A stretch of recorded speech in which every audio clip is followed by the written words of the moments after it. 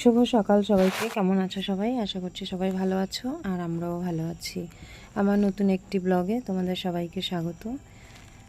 গতকালকে বাড়িতে এসেছি।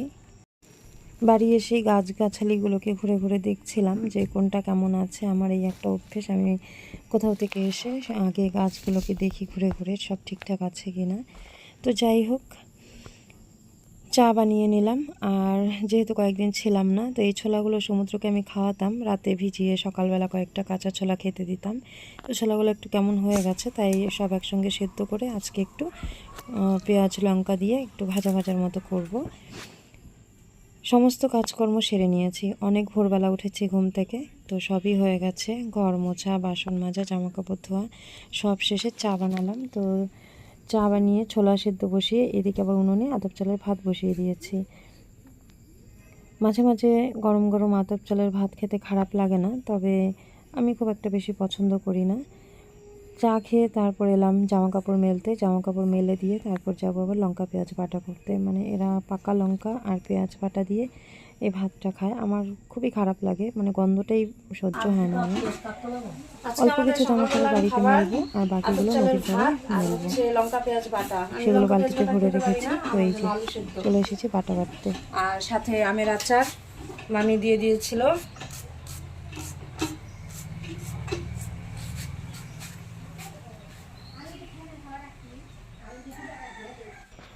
ভাত হয়ে গেছে, বাটাটা বেটে নিয়ে তারপর সবাইকে খেতে দিয়ে দেব, কারণ এত গরম চা খেতে একদমই ভালো লাগে না। তারপর ওই একটা অভ্যেস, চা তো খেতেই হয়। তো চায়ের সঙ্গে একটু একটু মুড়ি সবাই খেয়েছে, তো খিদেও পেয়ে গেছে। আর এদিকে ছোলাটা সেদ্ধ হয়ে গেছে, কিন্তু এখন আর ছোলাটা রান্না করব না, কারণ সবাই ভাত খাবে বলল। তো সেদ্ধ করা থাক, দুপুরে যখন রান্না করব তখন এটাও করে নেব। আর এদিকে সমুদ্রের বাবা ভাত নিয়ে চলে এসেছে টিভির ঘরে। তো টিভি দেখছে আর খাচ্ছে, তো ওদের দেখে আমিও নিয়ে চলে এলাম ভাত। এখন এই যে বিছানা ঠিক করতে আসলাম। সকালবেলা 8টার সময় ঘুম থেকে উঠবে, কিন্তু বিছানা তুলবে না। তো আজকে রাগ করে বিছানা এলোমেলো করে রেখে চলে গেছি। তো এখন 10:30 বাজে। এখন এই যে বিছানা গোছাচ্ছি। বাসি কাজকর্ম করে তারপর আর মন চায় না বিছানা ঠিক করতে। উঠবে দেরি করে, কিন্তু বিছানা তুলবে না।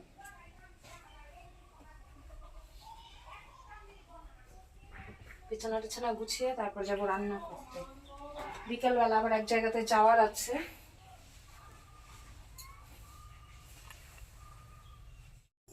ভীষণ গরম পড়েছে আজকে, আকাশে তো মানে বৃষ্টির কোনো নামগন্ধও নেই। একটু বৃষ্টি হলে মনে হয় ভালো লাগতো। তো আবার আরেক দিকে ভাবছি, আমি যে 8-9 দিন ঘুরে এলাম, আমার তো এক গাদা জামা কাপড় পরে আছে, সেগুলো তো শুকোতে হবে। তো একটু আজকের দিনটা শুকিয়ে নিক, তারপর না হয় বৃষ্টিটা আসবে। তো একদিকে মনে হচ্ছে বৃষ্টি হলে ভালো হতো, আরেকদিকে মনে হচ্ছে না, এই বেলাটা রোদ থাকুক। তো ধোয়া হয়ে গেছে, সকাল সকাল ধুয়ে দিয়েছি, এখন শুধু শুকোনোর পালা।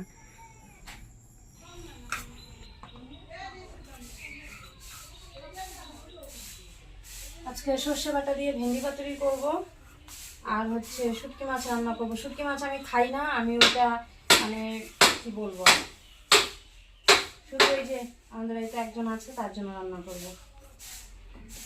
রান্না করতেও ভালো লাগে না আমার।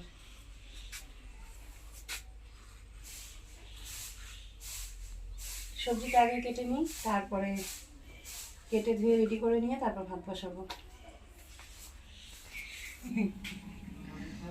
ও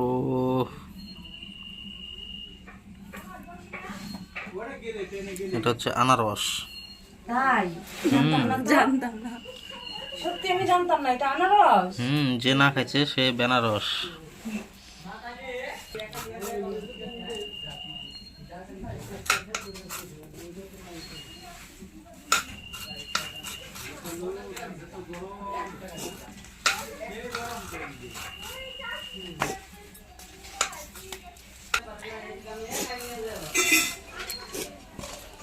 আনারসটা না কানা।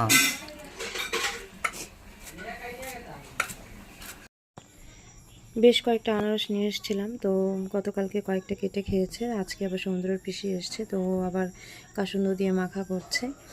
তো সমুদ্রের পিসুও এসছে, সেজন্য ওকে বললাম যে আনারস কেটে তারপর মাখা করতে, কারণ আমি তো রান্না করছি।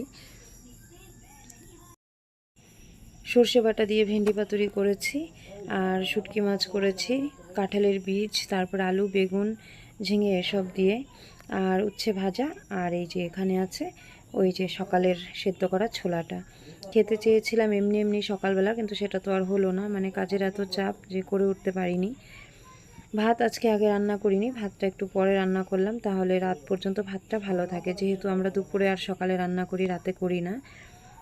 এখন উঠোন ঝাড় দিয়ে তারপরে স্নান করে নেব। এখন বাজে 4টা, তো স্নান করে আসলাম, তারপর ভাত খেতে বসলাম, ভাত খাবো, তারপর যাব পিসি বাড়িতে, একটু দরকার আছে। তো যাবো তো ঠিকই, কিন্তু আকাশের পরিস্থিতি খুবই খারাপ। সারাদিন বৃষ্টি হলো না, ভীষণ গরম ছিল, এখন তো পুরো অন্ধকার হয়ে আছে, মনে হয় বৃষ্টি নামবে। তো দেখা যাক কি হয়, খাওয়াটা শেষ করে তো পরে দেখা হচ্ছে।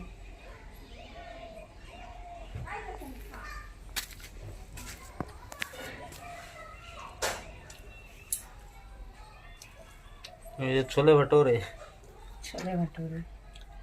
ছোলে ভাটোরে এরকম হয় নাকি? জানি না কেমন হয়। বাইরে আমি যাহা খাচ্ছি এর মধ্যে তো কাঁচা লঙ্কা দিতে হচ্ছে। মনে হচ্ছে যেন সন্ধ্যা হয়ে যেন বৃষ্টি পড়ে। এই তুমি কোথায় যাচ্ছ?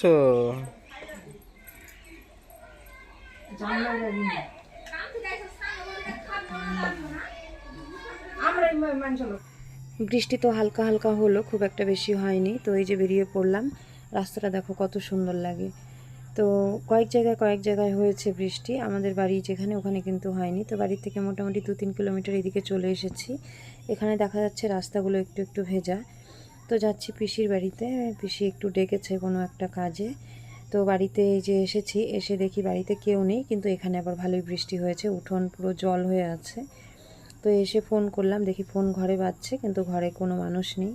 তো ঘোরাঘুরি করছি, আসবে এখনই। ঘর দরজা সব খোলা, কলপারে বাসন রাখা আছে, কিন্তু বাড়িতে মানুষ নেই।